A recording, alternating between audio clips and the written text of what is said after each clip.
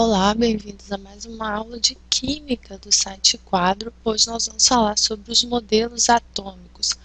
Vamos resumir em 3 modelos atômicos: o modelo de Dalton, o modelo de Thomson e o modelo de Rutherford-Bohr. Nos livros didáticos vocês podem ver em separado os modelos de Rutherford e o modelo de Bohr. Mas como o modelo de Bohr é complementar ao modelo de Rutherford, então eu coloquei eles aqui nessa aula juntos, tá bom? Bom, o Dalton foi o primeiro aí a determinar um modelo de átomo e ele considerou o átomo como uma partícula indivisível. Inclusive, o nome átomo quer dizer indivisível, tá? Então, o Dalton, ele considerava o átomo uma partícula que compunha toda a matéria existente e que essa partícula ela era indivisível, era a menor partícula aí presente na matéria. E além disso, essa partícula era neutra. Então, para Dalton, um pedaço aí, por exemplo, de chapa de metal, ele continha aí os elétrons assim bem, os os átomos assim, ó, bem próximos uns dos outros, tá? E cada partícula dessa, cada átomo desse era totalmente indivisível e neutro. Daí veio Thomson desenvolver o segundo modelo atômico. E na época de Thomson, alguns fatores relacionados aí à composição da matéria já eliminava a ideia de um átomo indivisível. Um deles era a radioatividade, que é a propriedade que alguns elementos químicos possuem de emitir partículas e radiações. E eles conheciam, por exemplo, que o elemento polônio emitia partículas de carga elétrica positiva, que eles chamaram de partícula alfa, ou seja, o átomo era divisível.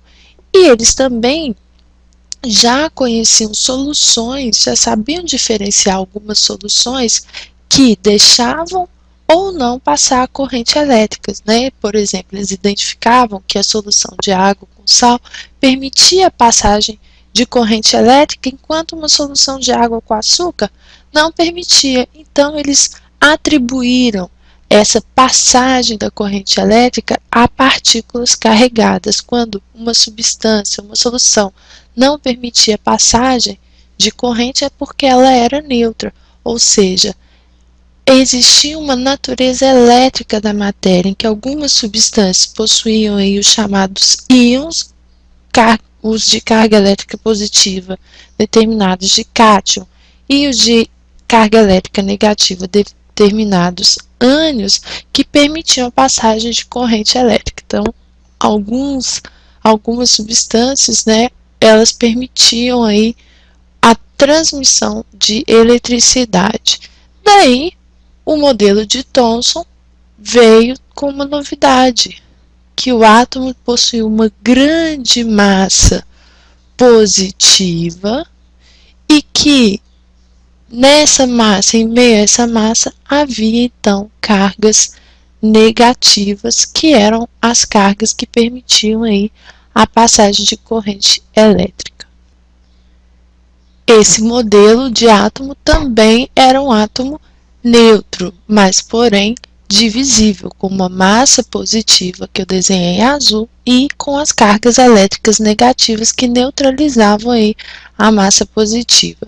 Já o Rutherford realizou um experimento, porque até o modelo de Thomson os átomos também eram organizados como no modelo de Dalton, né? Os átomos que compunham a matéria ficavam assim bem próximos, bem justapostos. Mas Rutherford realizou um experimento, que é o que nós vamos ver na próxima aula, que provou que o átomo, não é tão denso assim, que existem espaços vazios e que a organização aí vai permitir a passagem de partículas por entre os átomos que compõem os materiais. Então, isso nós vamos ver na próxima aula. Fiquem por aí e bons estudos!